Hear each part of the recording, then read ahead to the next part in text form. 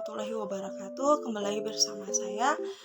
Sebelum itu, perkenalkan, nama saya Siska Trisno, mahasiswi dari program studi akuntansi Fakultas Ekonomi dan Bisnis Universitas Hairun.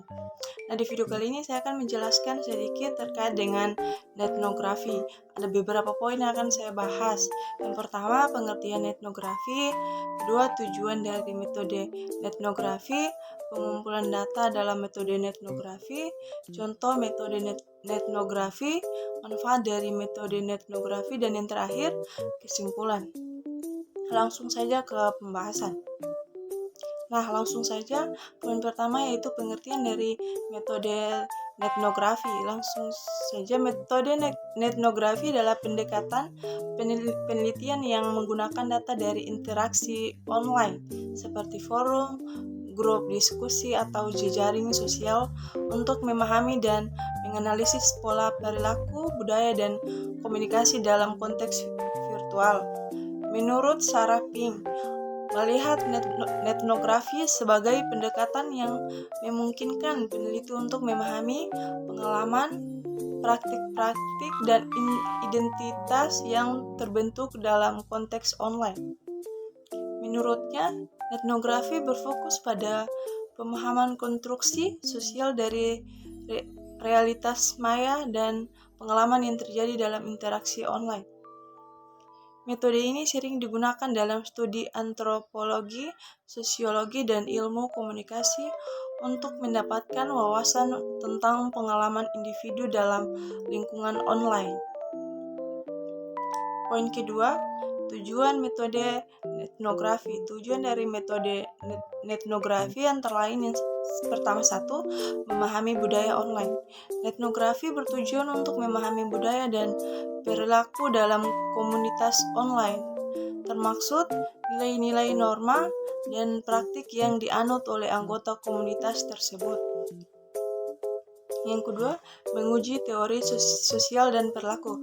Metode ini digunakan untuk menguji teori-teori sosial dan perilaku dengan menganalisis interaksi dan komunikasi online antara individu dalam komunitas tersebut. Yang ketiga, mengidentifikasi tren dan pola perilaku. Etnografi membantu dalam mengidentifikasi tren dan pola perilaku konsumen atau pengguna dalam lingkungan online, seperti perilaku pembelian, preferensi produk, atau kebiasaan penelusuran. Yang keempat, mendapatkan wawasan pasar. Dengan menganalisis data dari komunitas online, etnografi membantu perusahaan dan peneliti untuk mendapatkan wawasan pasar yang lebih baik, termasuk preferensi konsumen dan persepsi merek. Yang kelima, mengembangkan strategi pemasaran dan komunikasi. Berdasarkan pemahaman yang didapat dari etnografi, perusahaan dapat mengembangkan strategi pemasaran dan komunikasi yang lebih efektif untuk menjangkau dan berinteraksi dengan konsumen secara online.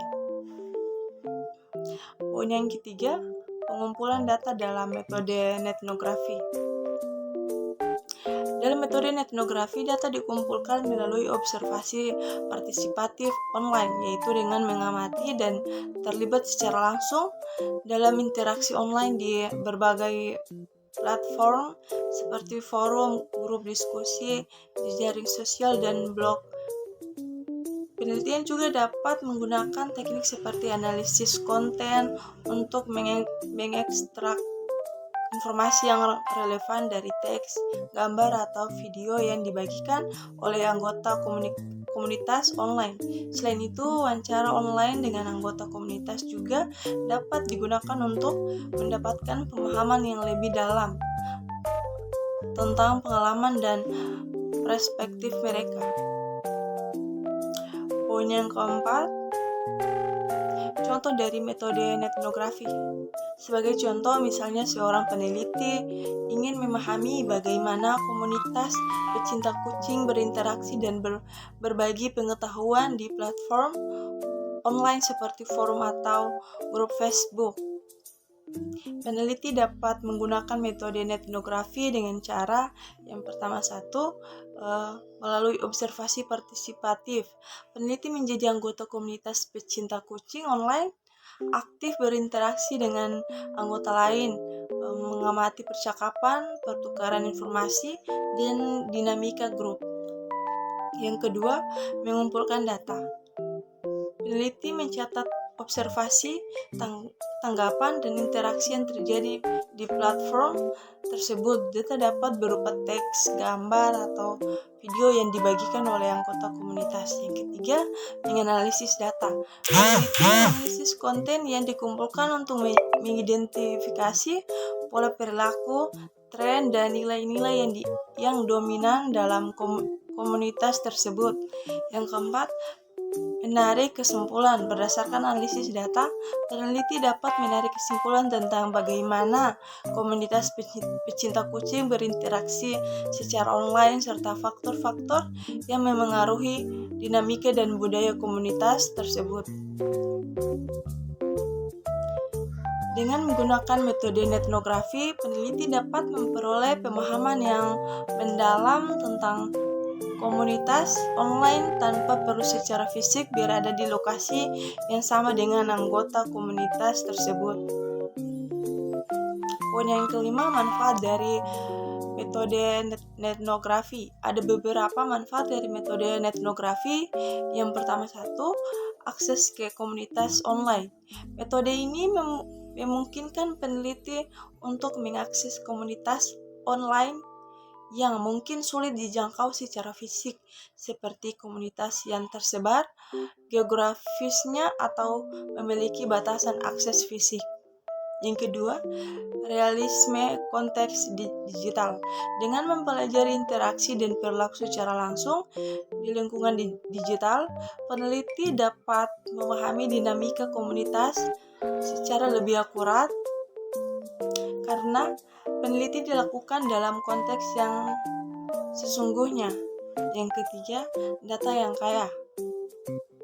Komunitas online seringkali membagikan informasi yang sangat kaya, termasuk teks, gambar, dan video yang dapat memberikan wawasan mendalam tentang pola perilaku, nilai, dan norma-norma yang dominan dalam komunitas tersebut. Yang keempat, fleksibilitas dan efisiensi. Peneliti etnografi dapat dilakukan secara fleksibel tanpa memerlukan biaya dan waktu perjalanan fisik ke lokasi studi. Ini dapat menghemat waktu dan biaya sambil memungkinkan peneliti untuk memusatkan perhatian pada analisis data. Yang kelima, pelebaran ruang penelitian. Metode ini memungkinkan peneliti untuk memperluas ruang peneliti mereka dari skala lokal menjadi skala global, karena komunitas online dapat melintasi batas geografis dan budaya. Yang kelima, keterlibatan interaksi. Dengan berpartisipasi aktif dalam komunitas online, peneliti dapat terlibat dalam dialog langsung dengan anggota komunitas yang dapat meningkatkan pemahaman dan memperdalam analisis mereka. Dengan demikian, metode etnografi memiliki banyak manfaat dalam memahami komunitas online dan fenomena yang terjadi di dunia digital. Poin yang terakhir yaitu kesimpulan dari metode etnografi. Kesimpulan dari metode etnografi adalah sebagai berikut. Yang pertama, pemahaman mendalam. Metode etnografi memungkinkan peneliti untuk mendapatkan pemahaman yang mendalam tentang budaya, nilai, norma, dan praktik-praktik dalam suatu konteks sosial atau komunitas. Kedua, keterlibatan aktif. Peneliti terlibat secara aktif dalam situasi yang diteliti, memungkinkan mereka untuk mendapatkan wawasan yang lebih autentik dan menyeluruh tentang kehidupan sehari-hari orang-orang yang mereka amati. Nah, itu saja yang bisa saya jelaskan terkait dengan metode etnografi. Semoga bisa bermanfaat buat teman-teman semuanya. Lebih dan kurangnya saya mohon maaf. Wabillahi taufiq wa hidayah. Wassalamualaikum warahmatullahi wabarakatuh.